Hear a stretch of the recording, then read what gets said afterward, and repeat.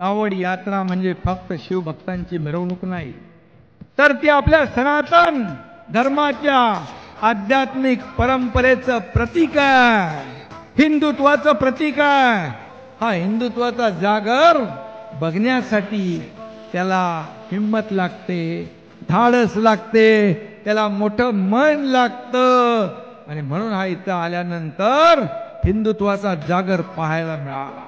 आणि म्हणून मी एवढंच सांगतो, चल पड़े हैं कांधे पे गंगा जल उठाए, चल पड़े हैं कांधे पे गंगा जल उठाए, भोले की भक्ति में सब कुछ भुलाए.